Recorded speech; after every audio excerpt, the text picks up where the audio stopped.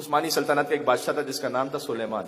گزر رہا تھا نجف اشرف سے اور مولا علی کے احترام میں، اگرچہ کہ اس کا تعلق اہل تشیع سے نہیں تھا، لیکن مولا علی کے احترام میں علی کا مزار نظر آیا، سواری سے اتر گیا. کہتا علی کے احترام میں پیدل چلوں گا. اس کا ایک وزیر تھا قاضی عسکر، ناصبی تھا. وزیر نے کہا نقل کفر کفر نباشت میں سمجھانے کے لیے میں کہہ رہا ہوں، کہا آپ تو زندہ بادشاہ ہیں، علی تو مردہ بادشاہ ہے، نعوذ باللہ. تو زندہ بادشاہ کیوں، اب میں وہ لفظ پھر نہیں دہراؤں گا، کیوں ان کا احترام کرے؟ آپ کی تو اپنی حیثیت ہے، آپ کے لیے مناسب نہیں ہے کہ آپ ایک شخص جو گزر گیا دنیا سے اس کے احترام میں سواری سے اتر رہے ہیں.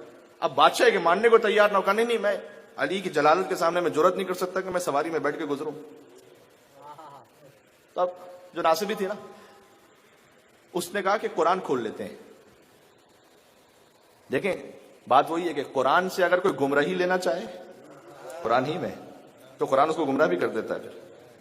تو اس نے کہا قرآن کھول لیتے ہیں، اگر یہ ذکر آ جائے کہ سواری پہ نہ بیٹھو پیدل چلو، کوئی ایسا اشارہ آ جائے تو آپ کی بات ٹھیک ہے، ورنہ سواری پہ بیٹھ جائیے گا. دل میں یہ سوچا اب قرآن میں کون سی ایسی آیت ہوگی جس میں یہ اشارہ ہو کہ سواری پہ نہ بیٹھو پیدل چلو، تو کوئی بھی آیت نکلے گی تو پھر انہیں تو واپس سواری پہ بیٹھنا پڑے گا.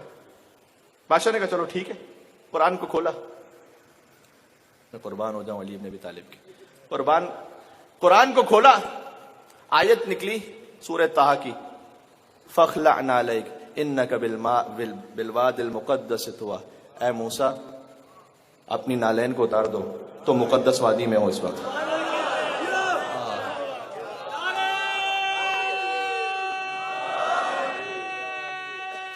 جی مل کے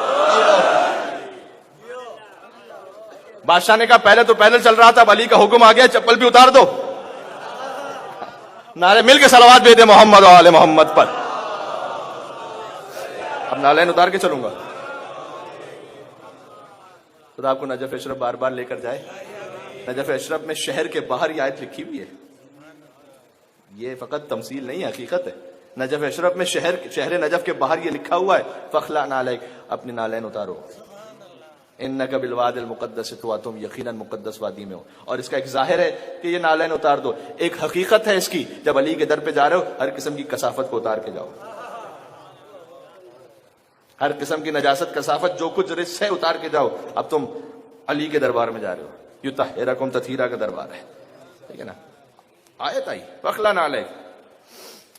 اب میں کیا عرض کروں، بس اتنی باتیں ہوتی ہیں کہ لوگوں سے ہضم نہیں ہوتی. اب اس سے زیادہ اور کیا کیا، ابھی تو یہ تو بول کے ابتدائی باتیں ہیں.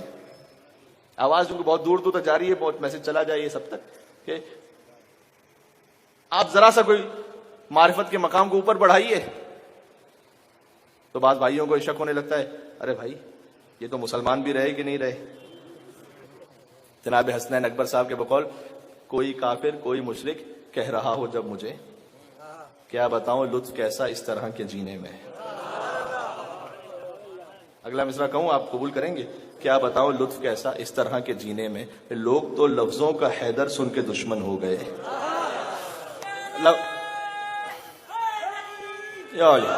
بات مکمل ہونے دیں. کیا بتاؤں لطف کیسا اس طرح کے جینے میں، کوئی کافر کوئی مشرک کہہ رہا ہو جب مجھے، کیا بتاؤں لطف کیسا اس طرح کے جینے میں، لوگ تو لفظوں کا حیدر سن کے دشمن ہو گئے، وہ علی کس کو سناؤں جو میرے سینے میں.